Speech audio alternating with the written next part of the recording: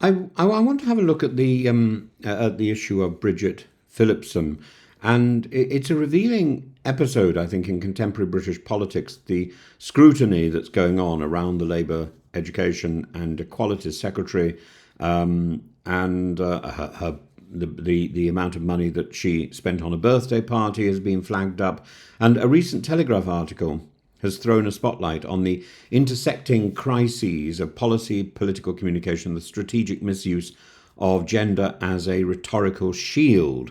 And so Phillipson's record, while is not great, one has to recognise that. And and in response, she's accused her defender, she's accused of people who have attacked her of weaponising sexism to deflect from her failure. And whether this is something that is a sort of character assassination or a necessary spotlight on mediocrity, it raises urgent questions about political accountability, ideology in education, and the limits of progressive defence.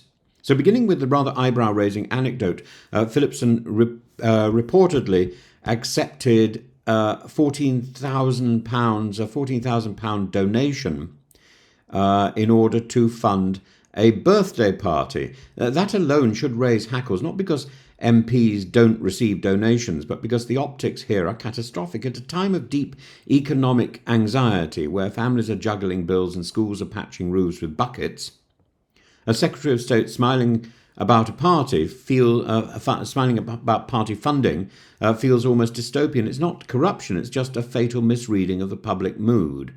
And yet, rather than address this perception or explain the rationale, Labour's response, as the Telegraph notes, is to retreat into the familiar, blame the Tories, cry sexism, and question motives rather than policy. It's tone-deaf strategy, one that suggests not political courage but political cowardice. Now, to the heart of the matter, when whispers emerged that Phillipson might be reshuffled, her defenders responded with indignation, not about her performance but about her gender. And that seems extraordinary. Louise Haigh, the former Transport Secretary, accused Number 10 of misogynistic briefings. That's a serious charge, but it's undermined when used as a deflection from scrutiny. If every criticism of a female minister's record is branded misogyny, we risk hollowing the term until it means nothing. Misogyny is real, and sexism in Westminster is real, but to use it as a shield for flawed policy or political incompetence is not only cynical, it devalues genuine cases of discrimination and it undermines the credibility of women in power.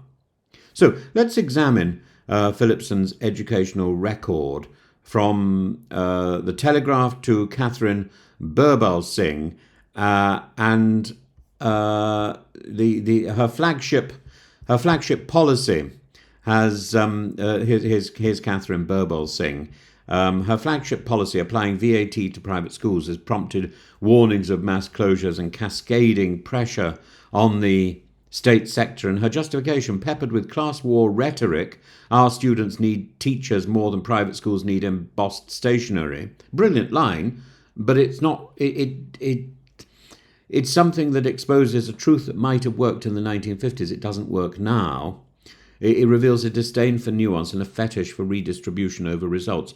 Then there's her Children's Wellbeing in Schools Bill, a bureaucratic behemoth that centralises control back to Whitehall and strips academies of autonomy and insists that only state-certified teachers may be employed, even if a brilliant mathematician from industry wants to teach. This is not equality, it's ideological conformity masquerading as reform. And her approach to the national curriculum, her decision to axe Latin funding, which I think is completely absurd, it misses the point of Latin. Latin isn't about utility.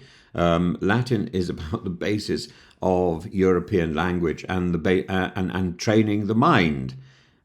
Somebody who has learnt Latin is likely to be better at mathematics.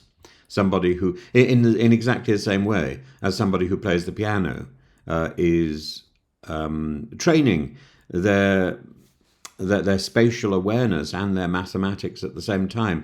And her public distancing from high-performing schools reveals a troubling pattern, a refusal to learn from success when it contradicts her vision. Catherine Birbal Singh's criticisms were not just about one school, but a cry from the chalk face for autonomy, rigour, and the right to innovate. And yet the paradox is there. And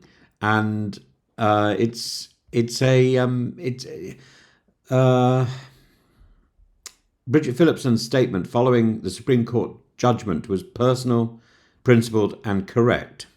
As a former women's refuge worker, she defended single-sex spaces rooted in biological reality while affirming the rights of all protected groups. But even this earned her no reprieve from the critics on the left, and here lies the contradiction.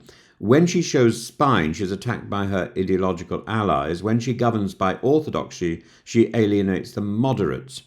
This isn't a sign of strength, it's a mark of a minister unsure of her own purpose. So, is Bridget Phillipson a victim of sexism, or is this a symptom of Labour's reluctance to confront its educational orthodoxies? Perhaps both truths can coexist, but only one explains the chronic absence of ambition, coherence and trust in her portfolio.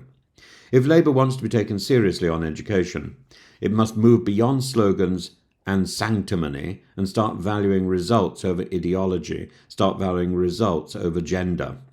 Otherwise, the ghost of Crossland will loom not as an inspiration but as a warning. When Catherine Birbalsingh says the government is taking a wrecking ball to progress, we should listen, not because she's a woman, nor despite that fact, but because her results demand respect. And if Bridget Phillipson won't visit those schools, then perhaps she's in the wrong job.